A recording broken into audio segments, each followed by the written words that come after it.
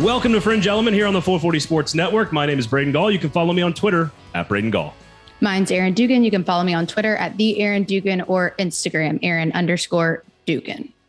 We have a interesting show for you this week on the program. We are going to have an extremely stupid, lighthearted May topic that I think is going to be quite enjoyable for the folks out there. I think it's going to generate lots of opinions and people are all going to have takes on it. And it's stupid. But it's quite stupid. Yeah. Like, I don't think we're underselling it or overselling it. I think it's ridiculously stupid, but Braden made it up. I had an epiphany over the weekend and a bunch of people responded to it. So I thought we should talk about it on the show. That is also, I also thought that was a good topic for today because we also are going to, me personally, and I'm just warning listeners out there with children or that don't enjoy maybe questionable choices of words. Because I'm pretty fucking pissed off about. Oh my God, I don't classy people don't cuss, but do whatever you want. About the NCAA, name, image, and likeness, the SEC, Congress, Greg Sankey, all the above. People's eyes glaze over these days with this name, image, and likeness stuff, and I do not blame them. So I'm going to try to deliver what I think is going on as succinctly as possible and probably with a whole lot of bad words. So I'm apologizing on the front end and suggesting that we'll lighten the mood a little bit later. Okay. Should keep it more interesting. Okay. Also, wonderful interview with Trey Biddy of hogsports.com covering the Arkansas Razorbacks, giving us a State of the Union on the Arkansas Razorbacks. Very bullish going into this year. I know your boy, Sam Pittman, very excited about his team. And just so you know, Erin, and Arkansas fans that are listening, we are efforting some special guests. So just stop. Just stay tuned. Rate, review, subscribe. Check out the YouTube page. Make sure all your notifications are turned on. Make sure all the things are happening. I am efforting to try to make Erin Dugan's life complete once and for all. Oh, my God. Yep. So first she's hearing about this, by the way. I got to get a new outfit. I need to get a haircut. I need to make sure I'm looking my best. If this happens, holy shit. I know. It just stop the presses. So stay. We're going to have a funny. Also, really great story by Seth Emerson, who was on the show last week. Go check it out. It's all over the YouTubes. Great story by Seth Emerson about Matt Luke walking away from college coaching. I just want to have a conversation with you about that. Mike Leach sends out a bizarre tweet about playoff expansion after watching the Kentucky Derby. I think he's lost his mind. Maybe you can help me with that. Did you think Erin? He had it? When's the last time you thought he had it? He's pretty wicked smart. I've talked to Mike Leach. He's super smart. He's just out there. That is true, which is why he lives in places like Lubbock, Pullman, and Starkville. Before we do any of that, however, Fringe Element is a podcast about SEC football brought to you by Jasper's, your one-stop legal shop for accoutrements and plates, dishes of all kinds. There are no ongoing court cases surrounding Jasper's. They have not committed any crimes that we know of. And there is not a lot of controversy. Everyone just loves their food. They will not be retroactively investigated by governing bodies after being told that they were totally allowed to serve barbecue sweet potato fries. Which they are. Which they have and are delicious. Correct. Go to Jasper's on West End if you're in Nashville. It's a great place to watch a game. They got a free game room. They got the library, got the shuffleboard, the air hockey, free parking, great food, great place to watch anything you want to watch, especially sports. No question about that. Also, if you're around the Southeast, which we know many of you are, make sure you're checking out Four Top Hospitality. The folks who run and own and manage Jasper's, of course, they've got locations, all their other restaurants across the Southeast in Memphis and in Huntsville and in Jackson, Mississippi. So if you're all over the SEC, make sure you go check out Four Top Hospitality. They have fantastic restaurants all over the place. So go check out one of their 13 locations, I believe, around the region. And make sure you're tuned in, of course, to what Jasper's is doing. Okay.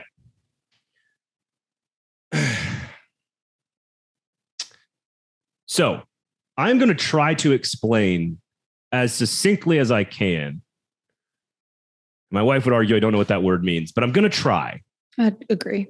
To explain all the things that have happened in the last 5 to 8 days with name, image, and likeness without trying to get into the weeds too much. But you kind of have to. So Are you willing to come on a journey with me, Erin, and everyone out there listening? Are you guys okay with that? Yeah. And I'll remind you if you're not being succinct, because that's one of my favorite, and I'm pretty vetted at it. So go ahead. Yeah. You got a lot of experience. Mm-hmm. Yeah. So a bunch of Power 5 commissioners met with each other over the last week to try to come up with NCAA guidelines to restrict and govern name, image, and likeness. Okay. The Pac-12 commissioner and the SEC commissioner met with Congress on Thursday or Friday to discuss what Congress can do to help with legislation and guidelines and restrictions on name, image, and likeness. Obviously, Greg Sankey knows and clearly understands, or else he would not be going to Congress, that this is not sustainable the way we are currently operating inside the name, image, and likeness landscape. Yes. There needs to be change. There needs to be regulation. Nick Saban has alluded to this. There needs to be governance of some sort.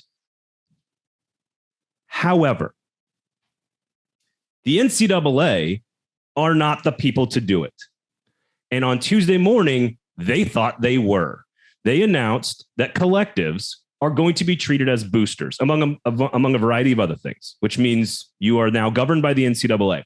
Now, what really pisses me off is that this is the most NCAA thing you could possibly do. So last June, the NCAA said, yeah, sure, go for it. Do whatever you want. We can't handle this. It's not like we've had fucking 20 years to figure this shit out on our own, and we chose not to because we're completely inept and ridiculously stupid. But that wasn't good enough. So on Tuesday, they decided, you know what? Not only is everything we just told you last year not real anymore, you can't do it anymore. And even though we told you to go ahead and do it, now you can't do it.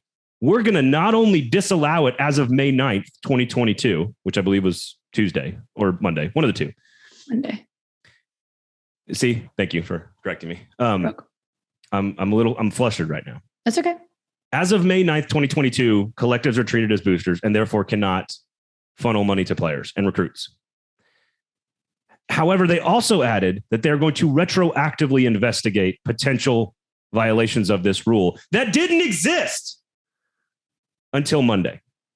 After the NCAA told you you could do something, now they're telling you can't do something, and we're going to investigate your crimes retroactively, even though we had 2 decades to figure this out and we didn't do a damn thing about it. It's just so frustrating, Erin. Was that succinct enough? Yeah. I mean, it's more succinct than I've heard anybody else do it. It's because it's super complex. And like you just said, where everyone's frustration lies is not only is that just straight up not fair, you don't get to be the person, you don't get to be the entity, the group. You don't have, in my mind, really the right to do that anymore because you did the wrong thing for so long. And then somebody came in and it wasn't regulated because we did have 20 years to figure it out and didn't try to do it on the fly to make it right. And we're bound to run into something like this happening. And I understand you cussing a lot just then. I'm pissed too. How about this? Let me workshop an analogy with you in real time, which is always the smartest idea on the air. Could be better. To me, the NCAA is like a fire truck full of firemen. And this is not to disparage firemen, by the way. I love you guys. Why would you do that to firemen? And firewomen, for that matter. This is like a fire truck full of professionally trained, like talented, smart fire people watching a giant mansion burn for 20 years without doing a damn thing. It's not even that they did the wrong thing, Erin. It's that they did nothing. Yeah, which was the wrong answer. And if you read stories, every single person inside that organization knew it. They all knew it. And this is the thing that really rubs me the wrong way. They all talk about it. They're like, oh yeah, we knew this was coming. But then so this is a fire truck full of fire people with fire equipment to battle fires, sitting outside of a burning house, doing not a goddamn thing, while all the other people in the neighborhood are coming over with like buckets and hoses and trying to put out the fire. And the house burns to the ground. And then the police show up and they go, hey, folks in the neighborhood, we're going to investigate you for arson. That's what this is. Am I wrong? Did the analogy land? Did it work? It's not. Yeah. And it's not even, you could even go a step further and say that like that the only thing your analogy leaves out is the idea that they were the ones to put rules in the first place. So somewhere in there, if you can add it to your analogy about them having rules and trying to quote unquote fix it without getting involved and then getting the people in trouble. Okay. So yeah. Okay. So it's the fire people sitting on top of their fire truck with their pants unbuttoned, pointing to the neighbor's hose saying, why don't you use that? Right. Isn't that the rule? Like, here's the rule. Here's the rule. People of the neighborhood, go put the house out with your buckets and your fire hoses. We're just going to sit up here and do nothing. Which was legal until after the fire was put out. And then they're like, oh, you trespassed and used a hose that wasn't yours. Yes. The firemen are like, no, actually you trespassed to put that fire out. So sorry about that. Mm-hmm. All right. I'm done with the analogy. It just occurred to me though. Like, I'm like, this is like the people just watching the building burn and they're not doing a thing about it. And now they're pissed off that the building is burnt to the ground. This is like the dog catching the car. Like, the dog has caught the car and what do they do now? They don't know what to do. And what they did is ridiculous. We can wrap this up because it's not wrong to want guidelines. Clearly, Greg Sankey and the SEC, who is using name, image, and likeness better than everybody, of course, is going to, like, they're willing to go to Congress, which is one of the most, it's like the only thing more inept than the NCAA is Congress. And they are willing to go to them and say, please help us with this. Otherwise, Greg Sankey's not wasting his time with meeting with Congress. He's got better things to do. I don't know. The governing body that's supposed to protect and, to do that is made around protecting the student athlete and making sure things run smoothly. You had a long, long time to figure it out. You didn't do it. And then it went to a higher power, which ultimately I believe that a lot of kinks have to be worked out. But at the core of what they decided at the highest level was that student athletes could not be limited in terms of compensation. So I just don't see how, I don't know. How do you get around the mess? I'll explain the kink. The NCAA's kink is ruining their sport. That's what they're into. That's it. Like, because right now the immediate reaction to all this is going to be a bunch of lawsuits. Because all the agents of recruits and of players and all the collectives and all the lawyers are all like, this is adorable. They're all like, this is cute. Go ahead. See if you can put some guidelines in after you let it be allowed legally a year ago. And really, I'm not even that angry for SEC people and SEC teams, even though they are the ones doing it the best. I'm just angry at the NCAA for being like, they just come up with and invent new ways to do stupid shit. And I don't understand. And what it's going to do is it's going to ruin the sport, because the NCAA, what's going to happen is you're either going to have a break of higher education away from college athletics. Like, they're talking about doing away with the term student athlete. They're talking about all these big things. Jack Swarbrick at Notre Dame is trying to break away and have a new Division I. Like, the NCAA could have handled so much of this because everyone agrees athletes deserve to be compensated and they probably need some collective bargaining, but we don't want to ruin college football.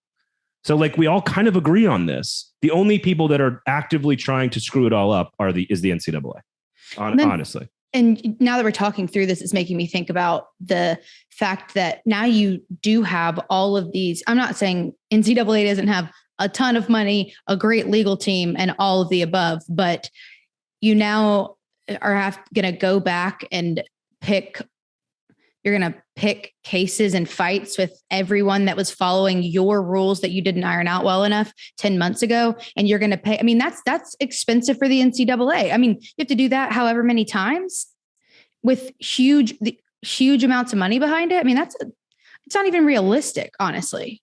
So to wrap this up, where does this end up, you think? And I think this goes right back to what Nick Saban said.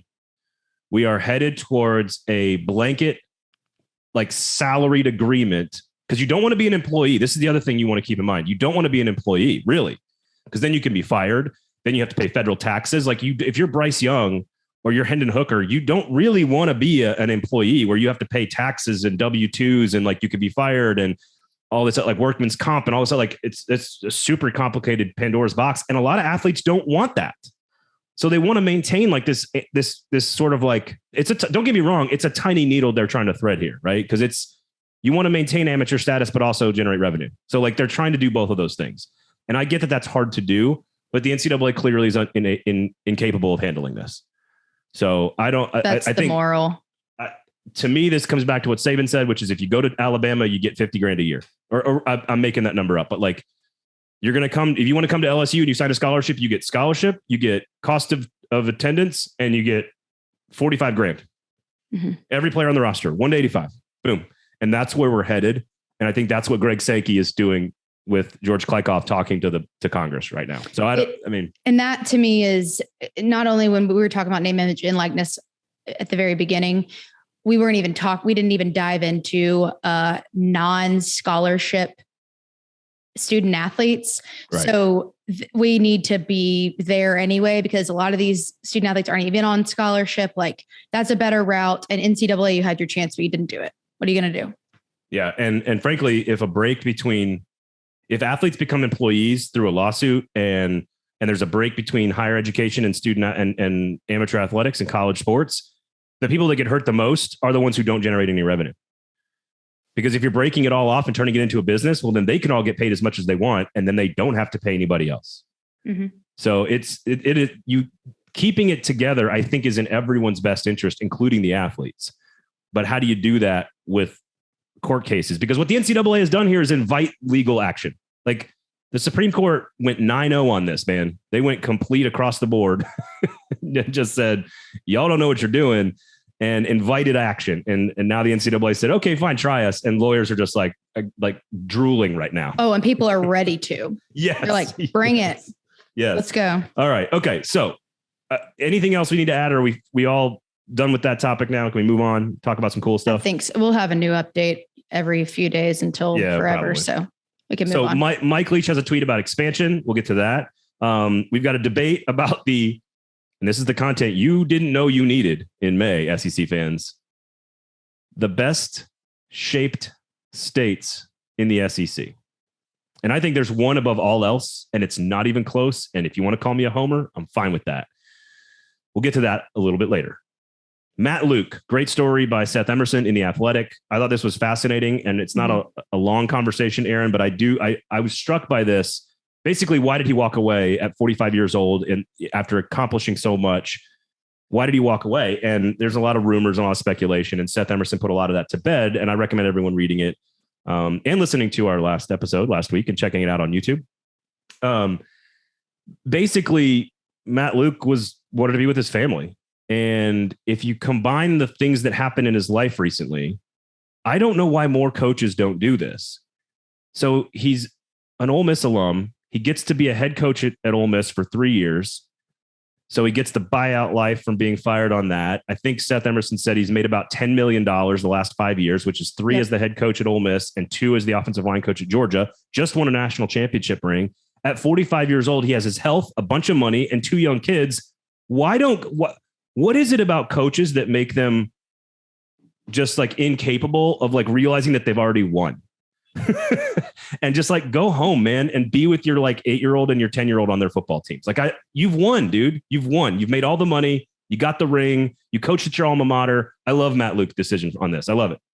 Me too. And they didn't dive too far into, they referenced anxiety, just like I don't think they said depression. I think they just said anxious nature of, or the angst that's caused him when you never know when your phone can ring. There is no off switch. You have to answer your phone at all times. They were talking about him being in line at Disney World with his kids or some kind of ride. And he was, trying to tell his kid dad's on the phone on his birthday, on his kid's birthday. Yeah. So I commend him for recognizing that he wasn't contributing to his family in the way that he wanted to. And that his own peace of mind and his family's having him around was more important than what I think more important than what I think is the reason a lot of coaches can't get out, which is the thirst for competition and no way to satiate that. And that's their driving factor, is just at the core winning or performing and realizing that there's joy in life that's not just a win-loss record. And it's why coaches literally sometimes die after their coaching careers are literal over. heart conditions right and left. Yeah, Bear Bryant, Joe Paterno, both. Now, obviously, Joe Pa had some other demons involved, but again, like when it's your entire life, there's nothing else there. And I was thinking about Lane Kiffin in this process. Like, what is Lane Kiffin doing all this for? Like all the work. And I think some of it's because he just loves it. Like he just loves football. He enjoys the tweeting. He's divorced now. He's got he's kind of got his own life. His kids are a little bit older. Like, what's he doing? He's been an NFL coach. He's been the USC coach. He's been a 2-time SEC head coach. And I think for guys like Lane who feel like he's got the talent to be a top tier coach, like, and this is not meant to be an insult to Matt Luke, but I don't think anyone believes Matt Luke is going to get another head coaching job at the SEC level and is going to win championships. He's sort of like, what's the thing when you're promoted beyond the point of competency? What is that thing? Oh. That's sort of what happened to Matt Luke at Ole Miss. And he like cashed out and said, oh, I've won. And I'll just be honest about my career. When the pandemic hit, I lost almost all of my jobs, like 80% of my revenue. And I didn't know if ESPN would ever bring me back again. And I told my wife through all those long, long months I just said, look, I got into this business randomly, didn't mean to get into this business, ended up in this business. And if I end up never going back to ESPN, I can say that ESPN hired me because they thought I was good enough to work for them, even if it was just 1 year. And I was totally happy with that. I'm like, if they never bring me back, I'm totally fine. Like I got to Bristol, I got to ESPN. They hired me once and they thought I was good enough. And when I was let go, I didn't know if I was ever going to get another chance. And I'm fortunate enough that they gave me another chance. But like, my point is that I was comfortable with that being the end of the story. Yeah. The way Matt Luke is comfortable with his $10 million. Yeah. Well, it's not a bad place to be. And I think it's, that was just part of the story for you. Was like, it was a milestone. ESPN was used for you as a milestone. It wasn't the end all be all of deriving value from what you do. Like, you enjoy what you do. That was just a notch to be like, okay, I did it, like a pipe dream sort of thing. And if you would have asked me when I was 24 years old in 2005, like, hey, ESPN's going to hire you one day, I'd have been like, you're fucking crazy. You're out of your mind. Like, that's not a thing that's going to happen. I can tell from this article and just from what I know about him, he's been known, and Seth talked about this too. Seth wrote this. Yeah. Yep. That he had gone around before and had been known for going around and asking people what their why was, which is interesting. That really stuck out to me because that's something that I go back to a lot, whether I'm doing an interview or I am trying to make my own choices of what's my why, not what the achievement based part of it is or how you're, putting a notch in the belt, but the why of it. And with as much as it seems like he asked this question to himself and to other people, it sounded like the why was no longer, I'm sure his why was always his family, but now it wasn't enough anymore because it was taking away from the thing that was most important. And I respect the shit out of it. You could tell everyone around him was like, congratulations, do it. And I think it's great. And by the way, in the analogy of my own career, I'm the Matt Luke. I'm the one who's been promoted beyond the point of competency, just so that everyone realizes, like, Lane Kiffin is like Dari Noka. You know what I mean? Like, Dari Noka is established in the business. You're a TV personality making a big contract. Like, you're not going to leave that and walk away necessarily because you're kind of a star, right? Like, Matt Luke is not really a star, but he got his chance. And that's to me, that's why I relate. I just don't have the 7 figures in the bank. It would be nice. It would be nice. Although I am 6 years younger than him, so maybe I still have time to get there. I think you do have time. We'll see. Okay. Anyway, go check it out. Great story. I wished more coaches had the balls to do this for themselves and for their families and for their, like, just in general. I love that Matt Luke talked about it. I love that he was open about it. I think it's great. I think it's a good example to set, and I think it's fantastic. So go check it out. And there you go. Okay. Mike Leach tweets about playoff expansion through the lens of the Kentucky Derby. So if you didn't watch the Kentucky Derby, which I actually did not on Saturday, surprisingly, I've been a couple of times. It's amazing, but I just did not. I think I was coaching my daughter's softball team. Rich Strike won the award. I don't know anything about horse racing. I know that going to the Derby is freaking awesome. It's a huge party. It was an 80-1 long shot to win the race. So, like, huge odds, paid a ton of money to the owners, I'm assuming, because obviously. So Mike Leach took to Twitter, which is amazing. Quote, that horse winning the Kentucky Derby today is a good example of why an expanded college football playoff is needed. That horse hadn't won all the races leading up, but it got its chance, and that's what happened. I think many people in the media, and fans maybe too, think that this tweet means that the Kentucky Derby, a long shot horse that didn't win a damn thing at 80-1 odds, is somehow a reason for expansion. Like, I actually think the tweet does the opposite of what he thinks it's doing, which is actually making a case to not expand the playoff. So I don't know what you think. This is my theory on this. Like, if a horse is garbage and doesn't win anything and then gets the chance to be in the Derby, like that would never happen in college football. You have to earn your way into a playoff in any other sport. You also can't play each other all at once. Right. And 80-1, by the way, would be about 8,000 to win the national championship. So as of right now, like the 30th team on a gambling website at plus 8,000 is Texas. And at plus 10,000 is BYU, UCLA, and Auburn. Are you putting money down on Auburn winning the national title this year? The structure, this comment makes no sense with the structure of college football, because if you expand that much, you still have to play one team versus the other all the way till the end. And you have to win enough of those games to get into the playoff. And then everybody's going to be freaking paralyzed and have concussions because they had to play a million teams that are better than them all the way up through. I get the idea, but it's just, this is not the right example. I think the example that he's going for is if the NCAA and college football split, right? The Power 5 splits, and there's only 65 teams in the Power 5. Let's just say, right? There's 65 teams. And the NCAA tournament becomes just those 65 teams, right? And even the worst team, like Georgia's basketball team, which I think was like 1-17 this year, like Georgia's basketball, every team gets a bid into the NCAA tournament. Even the last place team gets a bid into the NCAA tournament. And then Georgia wins the entire national championship. Basketball. That is what this analogy is. And in fact, if you're telling me that that's the analogy, what you've just done is completely devalued the regular season, completely eliminated the reason and the need to watch all the games that we so love so dearly. That would be a whole season. If you're going to do that, just start with a football bracket of 64 and your whole season will be getting to the winner. I love Mike Leach, but this doesn't make sense to me. No, it doesn't. He ate too much Halloween candy. So again, if you see this and people are like, another reason for expansion, it's like, no, what you've just told me to do is not watch any regular season games. This ain't it. This is not it. This isn't it. I love the way his brain works, but sometimes it's like you said, just too many Sour Patch Kids. Yeah.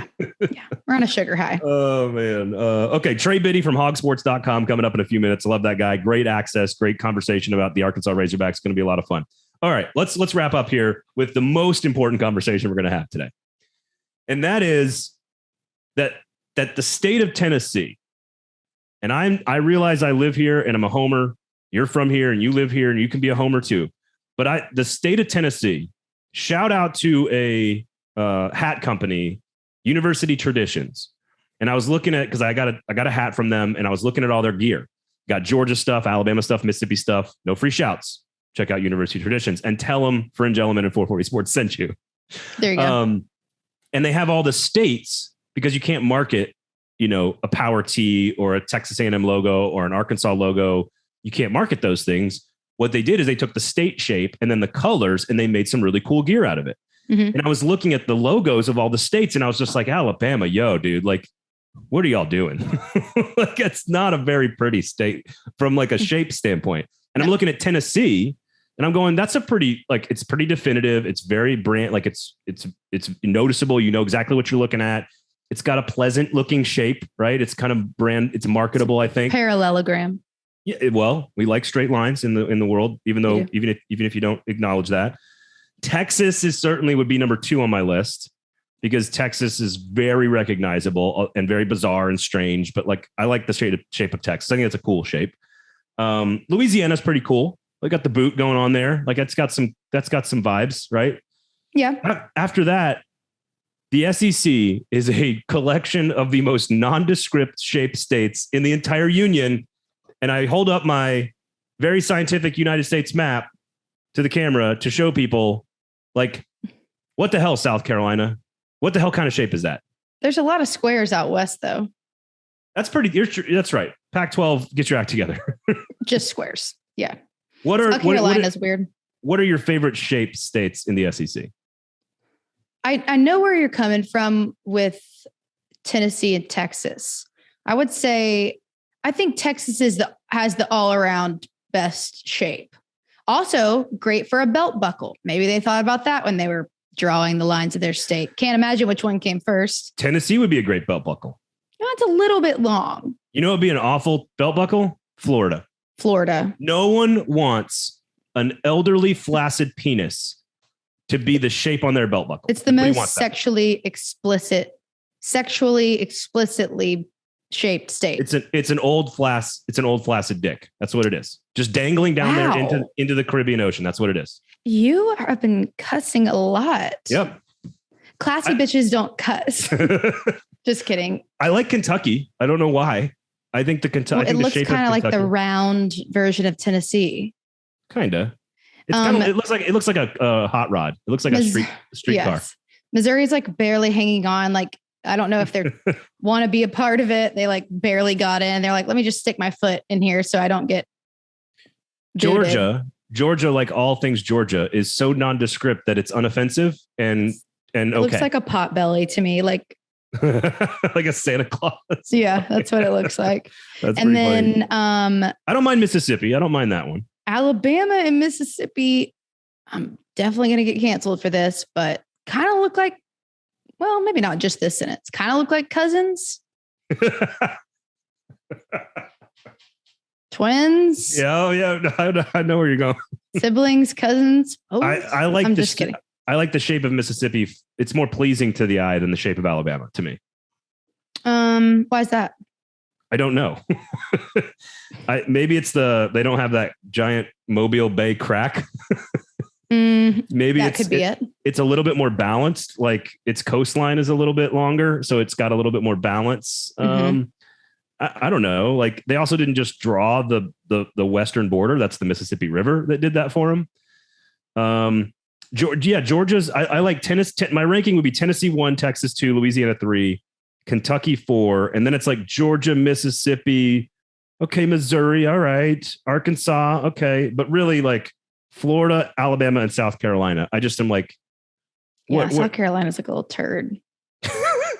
It's not great.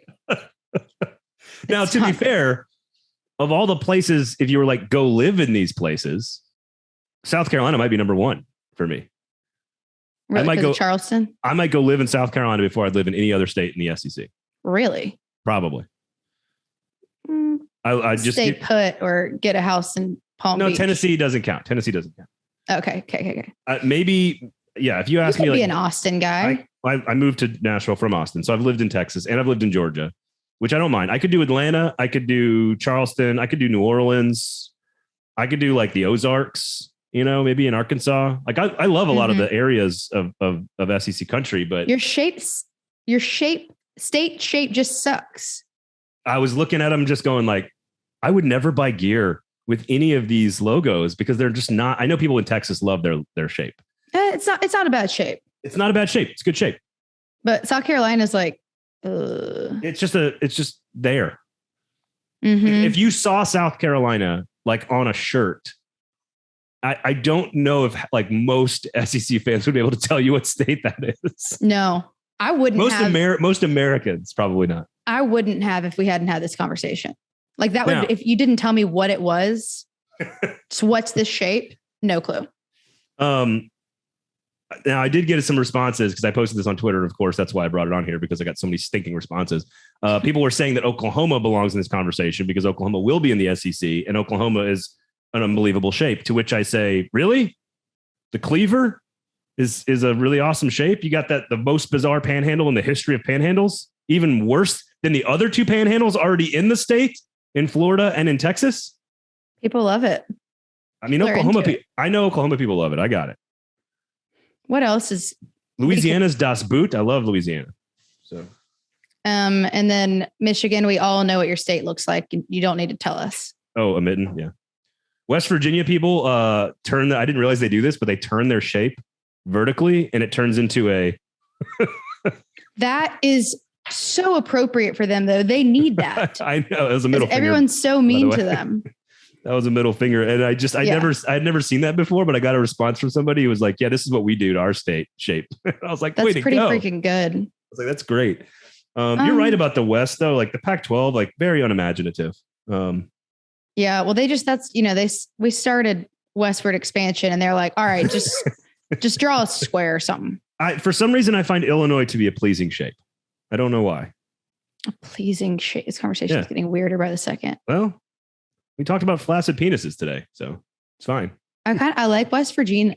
What was that? West Virginia. No, just kidding. West Virginia, the flicking off thing is interesting. Illinois is not bad. I'm with you. Alaska. I like Alaska. What the hell are we doing? I like Virginia. It's a good shape. Virginia's a good shape. North Carolina's a good shape. Interesting shape.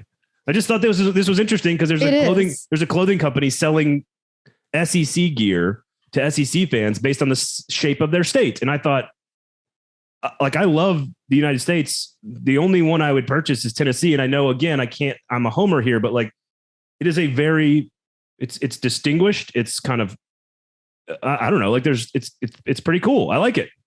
It's not even close in my opinion. I don't think it's even close. Texas and Tennessee. I think they win this one. Yeah. Not even close. I'm glad we had this conversation. Me too. People are passionate about it. People just don't want to think anymore when they're on Twitter. Everyone's being bombarded with worldly news and people are like, just give me something elementary. We can do that. The comments, the questions, all that great stuff. Chime in. Would love to hear you guys. The state shape takes. Give it all to us here in the middle of May.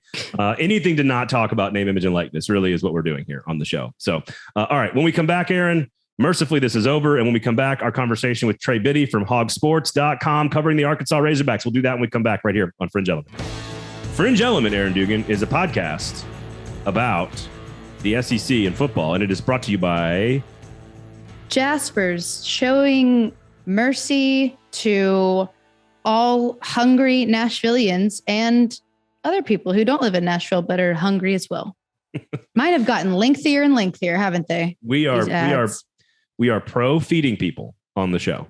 Mm-hmm. I'm starving. Especially when it's really good food at a place like Jasper's. If you're in Nashville, they have free parking. They have a fantastic menu full of amazing foods, all kinds of flatbreads and shareable appetizers that are spectacular. It is Southern cuisine, elevated sports bar food, great neighborhood hangout, free game room with all kinds of free games, Pop-A-Shot, skee ball, darts, shuffleboard, air hockey, patio for the dogs, like great weather now in Tennessee. Like there's all kinds of great stuff over there. As I mentioned, the free parking and the grab and go market as well. Also, they have locations all across the Southeast of some of their other restaurants, Amerigo's, Etch, etc., Char, Saltine. In giant cheese sticks. Yeah, they have giant cheese sticks. I mean, when we say giant, like way bigger than Florida. Just put it that way. These are big sticks. She likes big sticks. You're not supposed to play with them, but you can do whatever you want. She likes big sticks and she cannot lie. The other locations are in Memphis and Huntsville and Jackson. We're just going to continue with the ad here. Got to keep going after that. For Top Hospitality. I'm a father. Okay. I make dad jokes. It's fine. Great place to go eat food all across it's not a dad joke. You're telling me with that face? Yeah. And dick jokes and dad jokes are not the same. Did you know that? But what if it's like a cheesy dick joke, which would also fit into this conversation? This is making me need a drink. A frosé, maybe. Which you can get at. You definitely, Jaspers, you definitely miss the dad joke and dick joke thing. You're not the same. Oh my gosh. I got you. I can't believe we said that word so many times on this podcast. That's true. They are not the same thing for now. When I get older, does Daddy Dugan make any weird jokes? Like does your dad, because your dad's my dad pushes the line all the time. He's quite the personality. He's a funny guy. Mm-hmm. I enjoy him. Does he make any jokes that make you uncomfortable now that are dad jokes, but also like sophomoric humor jokes too? He doesn't really go down the You know what? He'll say anything. I don't even know, actually. I can't. I was really trying to think. And then you said shocks me or catches me off guard, and nothing does that anymore. Yeah, that's fair. So I don't know. When you hang out with Mr. Dugan long enough, the nerve endings, the nerve endings, you have no nerve endings anymore. No. Go to Jasper's, everybody. Support the show. We do appreciate it. On to Trey Biddy. Trey, welcome to the show, man. Good to see you. Good to have you on. We appreciate your time today, man. Yeah, absolutely. Thanks for having me, Braden. So my co-host, who is not here to defend herself, Erin Dugan, has a long-standing love affair with Sam Pittman. And so if you could like give us something about Sam Pittman that we don't know, like, why is it working? Mm-hmm. And give us something that's not just like culture, identity, like he's great at this, he's a good connector with the kid. Like, what is the secret sauce that Sam Pittman's figured out? You feel like you know him after 5 minutes and you just want to be a part of whatever he's selling. And I knew that from when he was here as Arkansas's offensive line coach under Brett Bielema. You just, and talking to other people, they always said that, man, after about 5 minutes, you feel like you've known the guy forever. He just has some kind of natural touch that you can't replicate, you can't fake. And I think people really see that and they just want to be a part of it. And, you know, I always point to this stuff too, because it's hard to win games in the SEC.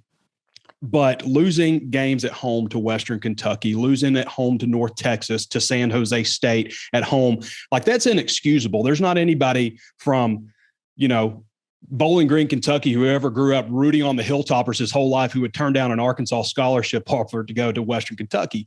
So I think there's like an idea that Arkansas was, you know, void of talent and all this stuff. And yeah, they had some things to shore up, especially when you talk about the SEC level. But really, these guys, I think, were looking for somebody to believe in. And that's what Sam Pittman has brought for them. I think he kind of feels like a dad or an uncle or something like that to a lot of these guys. And he's just a guy that you want to fight for. I do think there was a trend for a few years in college football where we wanted to hire a bunch of like guys that won the press conference. Yeah. You know, like, and now it's just like, let's hire some ball coaches. And I feel like Sam fits into that category really well. What about the rest of his staff? How important is it? I mean, obviously they kept both the guys intact this year, but how important Odom and Briles, how long is that sustainable? How important is it that they all stay together? Well, I think it's important, obviously. Arkansas is one of, I think, 8 schools in the entire country that, or at least on the Power 5 level, that retain both coordinators. And, you know, Barry Odom, especially early on with Pittman, because he wasn't a head coach on the college level. He's been a head coach like junior college and stuff like that, but he wasn't a head coach on the major college level. So to have Barry Odom there to pick his brain, to lean on him for things, I think was really key early on. Aside from that, you know, he's Barry Odom. He's one of the top defensive coordinators in the country. He's a former head coach, obviously. And, you know, the players feel a lot about Barry Odom, I think, as you know, they do about Sam Pittman. And I think eventually he'll find a head coaching job. You know, he gets courted every single offseason, but I think it's a matter of finding the right fit for him and not just taking any job. Now with Kendall Briles, he may be more apt to take any job, you know, when it comes to a head coaching position, just because he hasn't been one before. I think it's really unique with Kendall because there wasn't a relationship with him before when he was hired. And this is a guy that moved on, you know, he was at Baylor, he was at Houston, Florida Atlantic, you know, Florida State. He's been all over the place. He's never had a returning starter at quarterback. He's moved around so much. So for him to be at Arkansas for as long as he's been anywhere, Baylor would be the record holder for keeping Kendall Briles, but he's been, you know, going on 3rd year here. I think that says a lot about, you know, how much how much the coaches want to be around Pittman and work, and they recognize just having a good thing. And, you know, it won't last forever, obviously. And Scott Fountain's another example of a guy who is the special teams coordinator who's also returning for his 3rd year. So that's notable too. But he's just done a great job of keeping that continuity. And, you know, I think it's paid off on the field. So you mentioned the returning starter, KJ Jefferson. I think he should be getting more. There's a lot of quarterbacks in the SEC that are getting a lot of like NFL draft hype right now. And a lot of them deservedly so. I think KJ Jefferson deserves more of that conversation. I'm not sure why he's not. Just what is the expectation and the ceiling for his ability? I know you got to replace Treylon Burks. You got I think it's only 9 total starters returning on both sides of the ball. what is the ceiling for him if everything goes right? What can he be in 2022? Well, last year he had the second highest pass efficiency rating in Arkansas history, barely. He almost set the record for pass efficiency. And you throw that in with running for 600 plus yards, just that threat of him being able to run opens up so much more in this offense. And I think the number is a little bit misleading. You mentioned 9 returning starters, but on the offensive line, you got 4 starters back. And 2 of them are entering their 4th year as starter. The other 2 are entering their 3rd year as starter. So not just guys who've started a few games. You return some real talent at wide receiver, even though you have to replace Traylon Burks. You got Jaden Hazelwood out of the transfer portal, who led Oklahoma in catches last year. Trey Knox is a quality tight end also, who wasn't a starter last year, but really started coming on more to the second part of the year. A nice stable of running backs. I think they've got a lot to like on offense, and KJ Jefferson coming back for his 2nd year as a starter. So with KJ, I would just look for him to improve a little bit more in each area, and he's got to find a relationship and everything with the wide receivers. But I think that'll come. I would expect KJ Jefferson's numbers to be even better next year. I think Arkansas could potentially have a better record next year when I look at the way the schedule plays out. Also, I was going to ask you about the schedule later, but we can ask about it now. While the West feels like just like an Everest climb, and you've got these monumental programs, and now A&M's got 5-star talent, 1 through 85 on their roster. LSU, I think, is going to be back quickly. I don't know if Brian Kelly gets them over the hump, but I think they're going to be back being a professional football organization pretty quickly. What is are we talking 8 wins, 9 wins? I mean, the schedule sets up pretty well for this team. Yeah, no, I think they could win 9 or 10. I really do on it. And I'm talking regular season. I mean, when I look at just the way the schedule shapes up, and it's tough. They start with Cincinnati. I mean, Cincinnati obviously was in the college football playoff last year, but it is in Fayetteville. They obviously have they lost a lot to the NFL draft, but they're going to be a good team no matter what. But it is in Fayetteville. Then you get South Carolina right after that, who, they were coming up at the end of the season last year, but it's in Fayetteville also. And then it's kind of crazy to think about Bobby Petrino and Missouri State are coming back to Fayetteville. Right. Bobby Petrino returns to Missouri State for that 3rd game. It's an interesting slate of non-conference games because you also get BYU right in the middle of the slate on the road at Provo. You've got Liberty and Hugh Freeze in there also. So it's a tough non-conference slate. Obviously, the SEC is the SEC, but when I look at the way the schedule sets up, Texas A&M, they're the home team this year, so you don't lose that home game like you would every other year. So this is kind of like the good year for the home schedule. They almost beat Alabama last year. At some point, they're going to get Alabama. I don't know if it's going to be this year or not, but they do get them in Fayetteville. But they hung with Alabama last year, played a really good game in Tuscaloosa. I'm not saying that's going to happen, but they beat Texas A&M for all the talent Texas A&M has. They went, and I thought they handled Texas A&M pretty well and lost KJ Jefferson most of the second half in that game. We saw what they did to Penn State in the bowl game, and they have a lot of key pieces returning. Auburn's obviously going to, having some turmoil. LSU starting over in a lot of ways. I'm saying, I look at this schedule, I look what Arkansas has, and after Sam Pittman was gracious enough to open up the entirety of spring to us, and Braden, I felt like they had not missed a beat. And it's a big team. It's a really big team with a lot of speed, a lot of key returning players at important positions. And there's a lot of continuity there with this program and a sense of, you talked about it right when we opened up the show, just the sense of toughness, believing in their head coach, something that you just can't create. And the culture, we talk about culture all the time, but there's Arkansas has a certain thing about it this year. And trust me, I've seen when they have it and when they don't. And obviously under the Chad Morris era, it just was not there. There was not a team there. It was just a bunch of individuals. This is a unit. And I don't know. I like what I see out of Arkansas this year. And I think they're going to do some really big things next season. Yeah, it's like there's been these little pockets of really, really impressive success that have always kind of come at, again, we all know how the Petrino era ended, but it does feel like there's a more foundational sort of building. And I again, these are all like cliches, but you try not to use them, but it does feel like there's a foundation there that's been poured first and they're sort of building on top of it now. Can you explain to people that don't know much about the geographic demographics in the state of Arkansas, the Northwest and the rest of it versus also, neutral site games against A&M, the way the LSU series sort of has been before, playing games in Little Rock versus Fayetteville. Can you try to explain to somebody that's never been to the state and doesn't know much about Arkansas, why that's been a thing for as long as it's been? And are we going to see the end of that and just see a bunch of awesome crowds at a 78,000 seat stadium in Fayetteville? Well, the Little Rock games have changed quite a bit. It used to be a split home, and you play half your home games in Little Rock, half your home games in Fayetteville, and that's changed over the years. For a while, they were just playing one SEC game. Now there's not any games in Little Rock this coming year. They'll play. Mostly in-state opponents. I think a lot of people are looking ahead to when they play Arkansas State in Little Rock.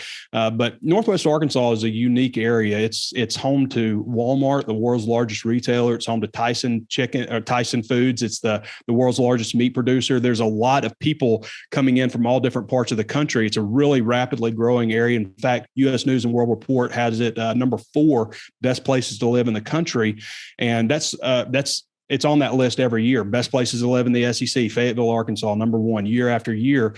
The thing that's interesting about Fayetteville is it's kind of remote. When you compare it, you think about Alabama and Georgia and Auburn and Tennessee and all these programs so close together in the SEC, and Fayetteville's, just kind of far from everybody. And it's a smaller state, so Arkansas has always had to, if you look at budgets for recruiting, Arkansas is always way up in budgets, the amount of money spent each year on recruiting, because they have to go a little bit farther out. They're 5.5 hours away from Dallas, so you don't have that 250-mile radius, with just a whole lot of talent. So you have to work a little bit harder. You have to do a better job at evaluating. To me, Braden, that's the only thing that Arkansas is fighting against. When you look at the facilities, top notch, great place, great area to live. There's so many positives about the University of Arkansas, but the talent, they have to reach farther away for the talent. They play that game in Arlington against Texas A&M. They actually started it it was called the Southwest Classic when Texas A&M was in another conference, was in the old Big 12. We don't have to name them. It's fine. It's okay. Arkansas right now is currently the state champion of Texas, so it's okay. They beat everybody there. Right. But, and then when Texas A&M joined the conference, there was, some back and forth over whether or not they should do that still. I mean, I talk about the good year. It used to be a really bad year when Arkansas had the home game. They were playing a home game in Little Rock and a home game in Arlington. Yeah. SEC games. Yeah, SEC games away from Fayetteville. I mean, there'd be years where you have two SEC games in Fayetteville. That's ridiculous. So they've changed things up with Little Rock and, the Arlington game. I think we're probably looking just maybe a few more years of that one, and then it'll be done also. Or we go to a 9-game schedule and that just becomes the 9th game. How were is there an age difference in the fandom in terms of how they reacted to Texas joining the league? Do old people look at it one way and young people look at it a different way? Is there a break there? Yeah. Well, I mean, the old people are getting fewer. I mean, it's been a while since Arkansas was in the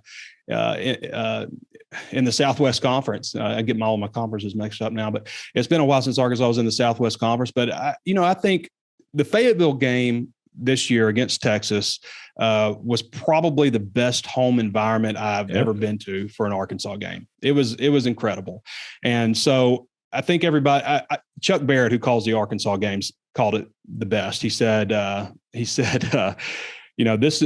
is maybe an introduction to the SEC, but this isn't a welcome wagon, Texas. I thought that was very well said. Well done. Yeah.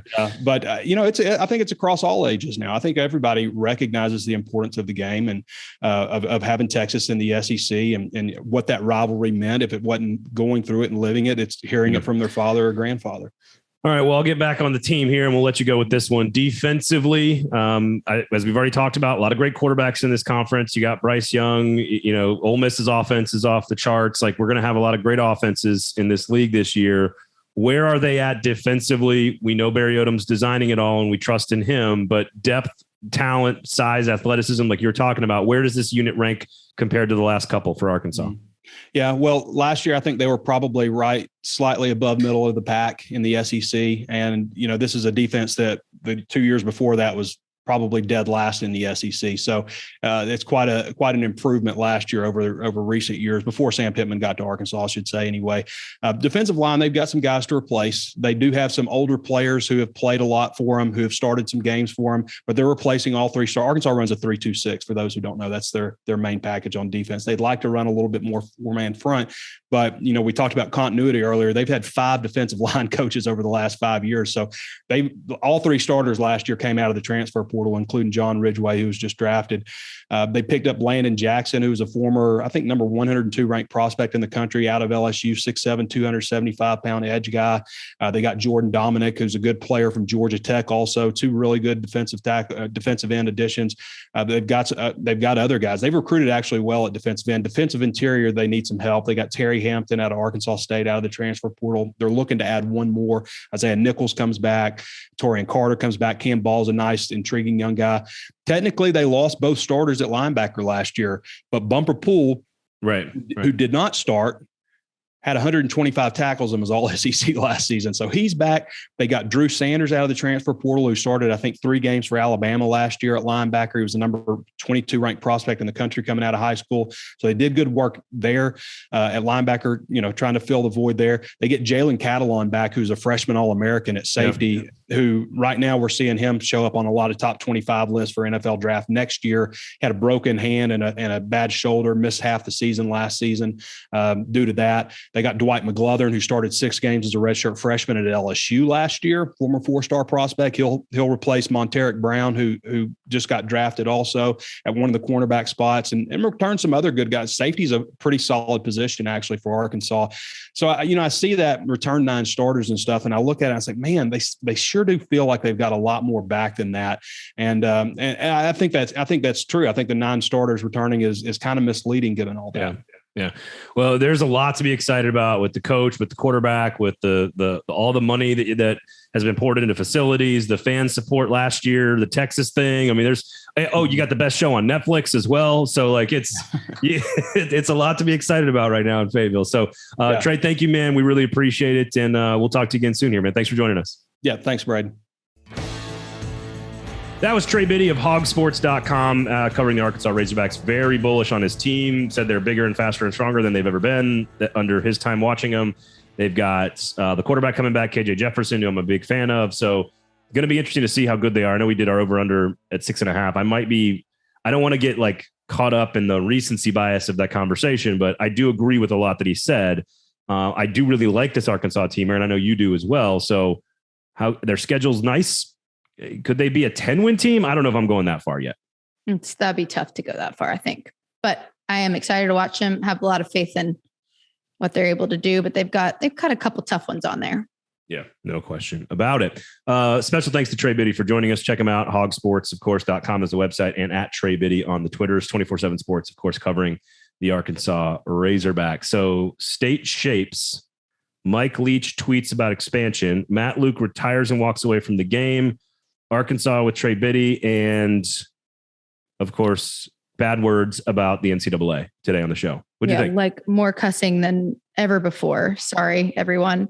Wait, you're going on Feinbaum again. Did you already say? That's right. Did you already say the much like Kesha, I too throw up glitter sentence? Ooh, I have not used that. No. Give me that one again. You can just go like Kesha, I too throw up glitter. You mean throw up like vomit, right? Yeah. Okay. Like Kesha, I too throw up glitter. Yeah. Or vomit could be even. That makes it harder for me to do. I'm hosting Feinbaum on Wednesday, by the way, 2 to 6 Central on ESPN Radio. So if you've missed this before, we sometimes give Braden phrases to try to incorporate in seamlessly into his shows. And I try to give him the hardest sentences of all time. Well, your first one was so easy. I did it and nobody even noticed. So that was an impressive showing by you. Almost springtime in the Congo is exactly what Brian Kelly's doing in recruiting at LSU. So. And it actually is almost spring in the Congo. It's a valid argument. No clue. So like Kesha, I too throw up glitter. Man, I'm gonna have to practice tonight on that one. Have to work around that, plan around that. All right, check us out on Feinbaum on Wednesday, 2 to 6 p.m. Central Time, ESPN Radio. All right, rate, review, subscribe. Check out the YouTube page. Special thanks to Trey Biddy Erin Dugan, Cast Collective, of course, Cast_Collective on Instagram if you want to use her studio for a special event or private event or any kind of cool, all kinds of cool stuff. Well, I mean, you got to pay for it, but like it's a cool place to go hang out. Unless you're Sam Pittman. Unless Sam Pittman gets a free access to the studio. Yep. Whoa. I'll present him with a certificate when we see him. I love that. Check out the YouTubes, rate, review, subscribe, share the show, all that great stuff. Thanks for hanging out with us. Follow Erin Dugan, interact on the Twitters and on Instagram. You can follow me, Braden Gall, at Braden Gall. Thank you guys all for hanging out. We'll talk to you guys next week right here on Fringe Element. Peace. Big map guy.